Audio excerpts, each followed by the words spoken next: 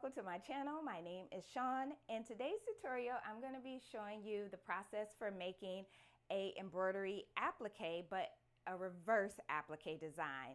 So similar in the technique, most of the steps are the same. There's going to be a couple differences that goes into making a reverse applique. So I'm going to go over the supplies that you'll need and then we'll get started. So I'm going to be using a Bella canvas shirt, and I already have my placement point marked on my shirt with a sticker. I'm going to be using the Richword's No Show Mesh Cutaway Stabilizer. I really like this stabilizer because it is really lightweight.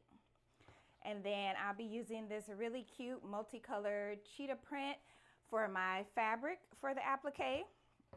My 8x13 mighty hoop, the one that I use probably the most, and Heat and Bond Light. Now, Heat and Bond Light is going to have purple on the packaging. I buy mine in bulk. It just saves me a few coins, but you can buy it in smaller quantities, like 5 yards on Amazon. I want to say is about maybe $15 at the most. But you want Heat and Bond Light for your applique to press onto your fabric. The Heat and Bond, the other Heat and Bond that has red on the packaging, that is the Heat and Bond that you want to use for like patches or other projects, not for fabric. So Heat and Bond Light, it will be in purple, or it'll have some purple on the packaging. That is the one that you'll want to use for applique. And so I do have mine pressed already onto my fabric that I'm going to be using, and we will be pulling this off before we hoop everything up. You do not want to embroider with this backing paper on here. So you'll want to make sure that once you press it on, you peel it off. And I normally just press it, I want to say about 200 degrees or so, for about 10 seconds. You just want it to just adhere enough to the material, so you don't have to press it long at all, or you can use iron or heat press, you know, whatever you want to use for that. So we'll go ahead and head over to the hooping station, and I'll show you, this will be the first change in the applique process, that you're gonna hoop it up a little bit differently so we can achieve the end result of the reverse applique. So let's head over to the hooping station so we can get this all set up. All right, so this is the HoopMaster hoop station. This is the standard size hooping station that I have. And I'm first going to put the bottom part of my hoop on there. And then we want to go ahead and peel that backing paper off. And it is just going to give your fabric a shine on the back. And you want to make sure that you do put your Heat and Bond on the wrong side of your fabric, okay? Make sure it is on the wrong side, the side that will not be showing. And then we're going to sandwich or put together our pattern or our fabric and our stabilizer. So we're going to hoop both of these together. So normally with a standard applique, you're just going to hoop the stabilizer. When you're doing a reverse applique, you're going to hoop the stabilizer and the fabric. And so once I have that where it needs to be, then I'll go ahead and close that up. And now we're going to put our shirt on. So your bottom hoop, your stabilizer, your fabric, and then now your garment. And I'm gonna just pull that over and adjust it to exactly where I need it to be. That looks perfect. And then we'll grab our top part of our hoop. And that's it. So now let's head over to the embroidery machine. Okay, so let's go ahead and get our shirt on here. All right. So now, first thing I want to do once I get my shirt on here is I am going to do a trace. And let me bring you so where you can see better. So now I am going to select tracing, and I'm going to do a normal trace, and I'm going to hit OK.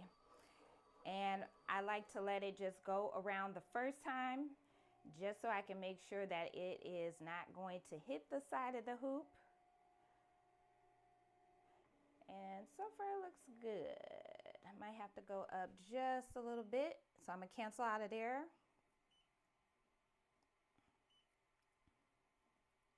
And moving up just a little bit, and I'm gonna go back and do another trace, and I'm gonna hold my needle 1 down.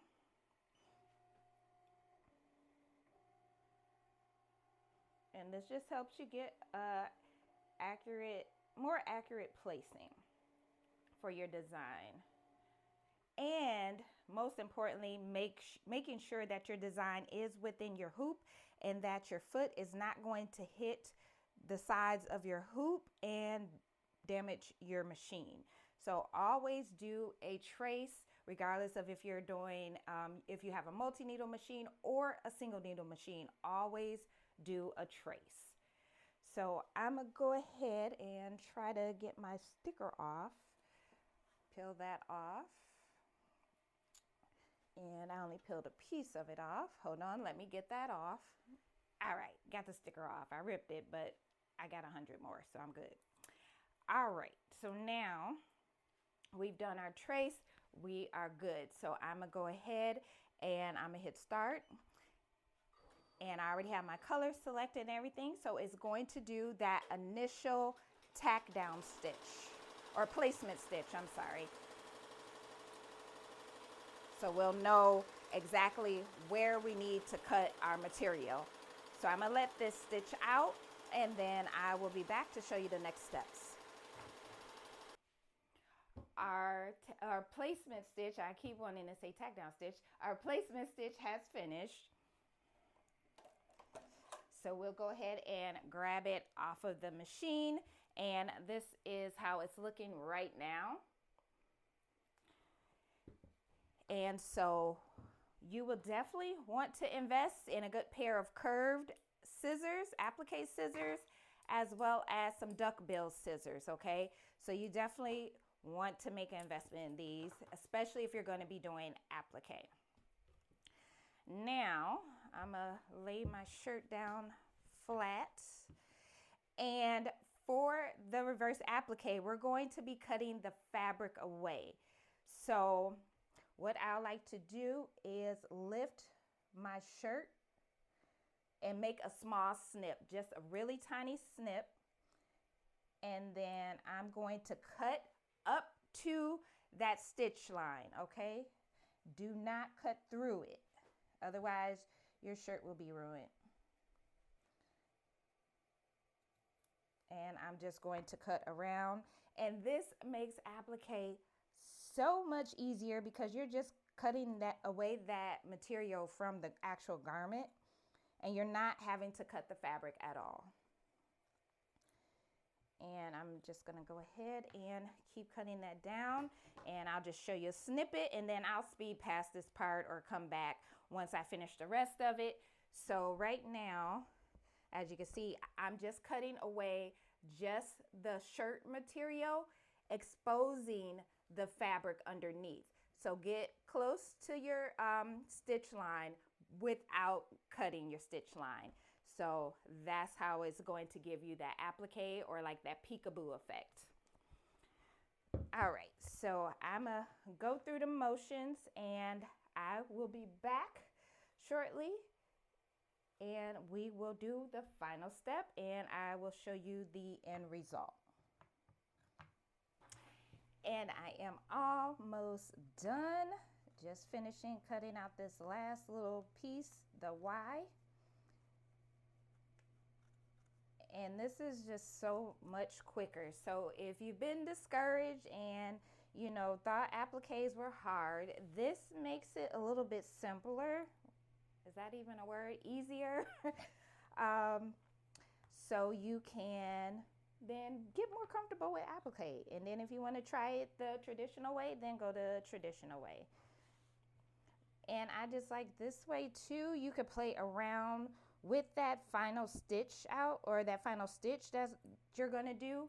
You can do a satin stitch, you could do a decorative stitch, you can just leave it at just a run stitch. But if you leave it at a run stitch for your final stitch out, I would suggest doing a triple run just to make sure that your fabric is secure.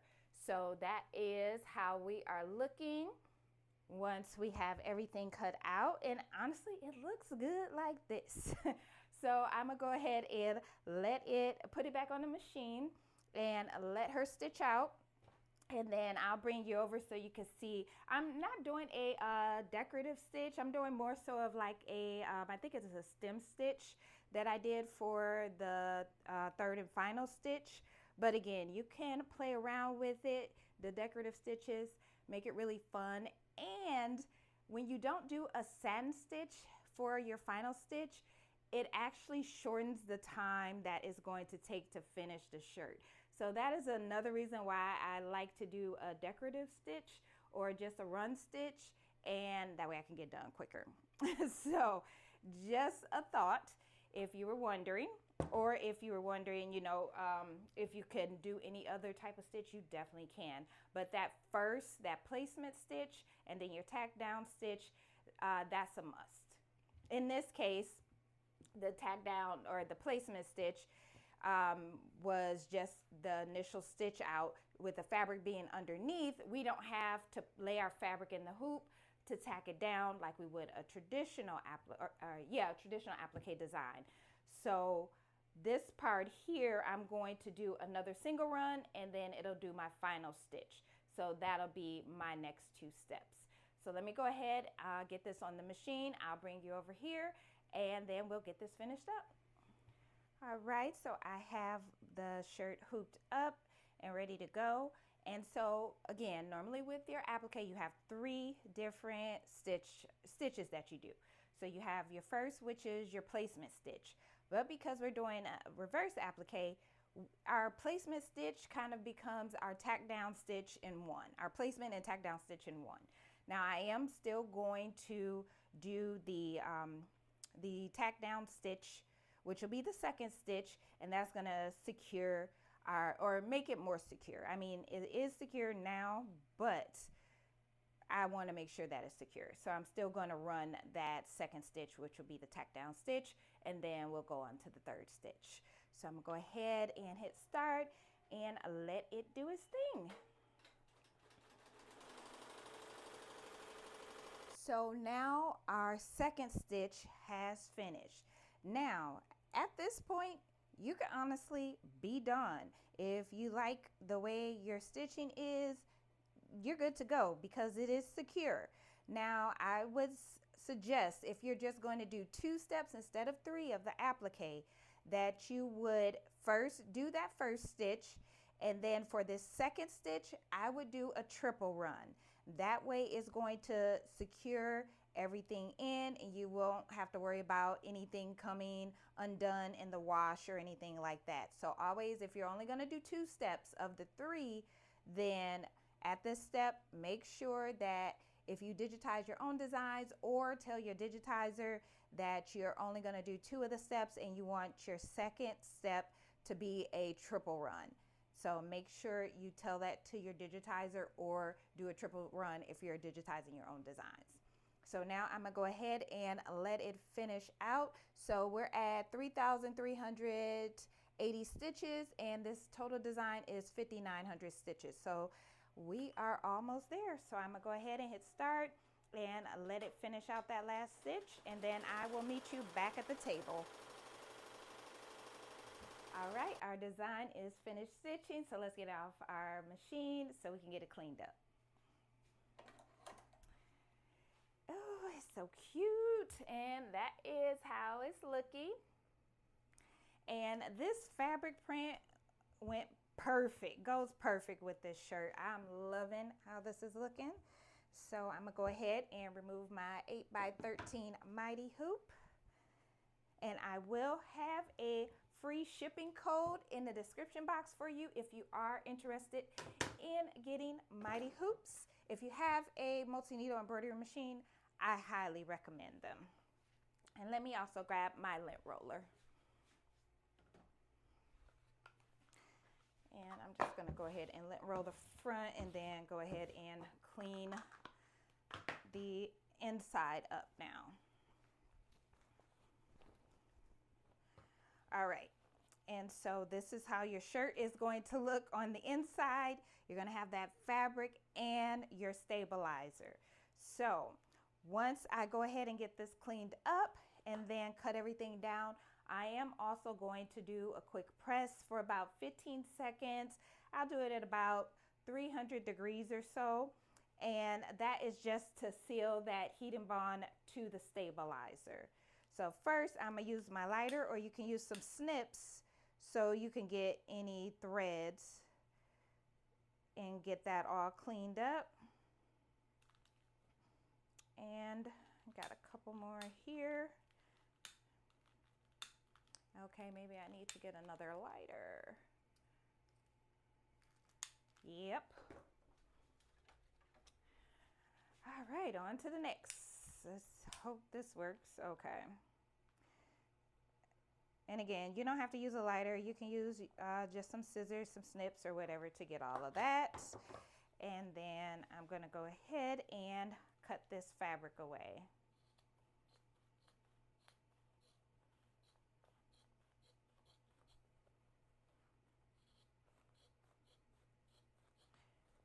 And trim it as close as you can. Of course, you don't want to cut your shirt.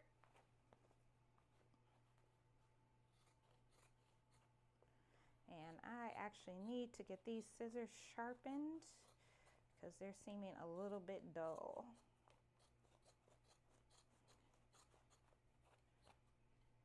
I don't know if it's just me, but I have like my paper scissors, my fabric scissors, my kind of miscellaneous scissors, my thread scissors.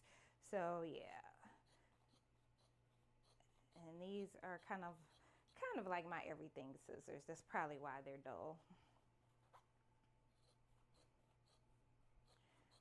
All right, and we are almost there.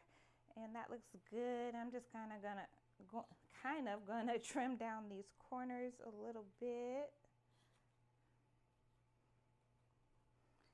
And I do like to hold my fabric or my stabilizer and fabric away from me. That way I can see exactly where I'm cutting, that I don't end up cutting my shirt. So just a tip that might help you when cutting away that stabilizer and fabric. All right, and so now we'll turn her right side out. Then I'll just need to take her over to the press and press that down for a few moments, and she will be done. So that is how we're looking. And this applique design, again, this particular design, it would have only took, I think, like 3,200, 3,300 stitches had I stopped at that second stitch out. And then I went on for the third stitch out, which brought it up to 5,900 stitches. So all in all, the whole process could take you about a good 15 to 20 minutes tops, even factoring in cutting away the material, because it's so easy to cut away just the shirt material versus trying to have to trim down the fabric material and have that absolutely perfect so your stitches cover it up. So if you've been scared of applique or just can't get the standard applique right, give this a try. I'm pretty sure you will be satisfied and you will want to do many more appliques, and you get the exact same results. But that was today's tutorial, and if you have any questions about any of my supplies, I will also have a link in the description box if you want to get more information about the BAi Mirror 15 needle embroidery machine, because I love this machine. But if you do have any questions, let me know. I'll definitely be happy to help. And I will be doing a similar video, but on a single needle machine, and I will have that over on my Patreon. And so I will have that link below in the description box as well. And if you haven't already, make sure you hit that subscribe button, hit the thumbs up, turn on that notification bell so you'll know every time I post a new tutorial. But thank you so much for watching, and I will see you in the next tutorial. Bye.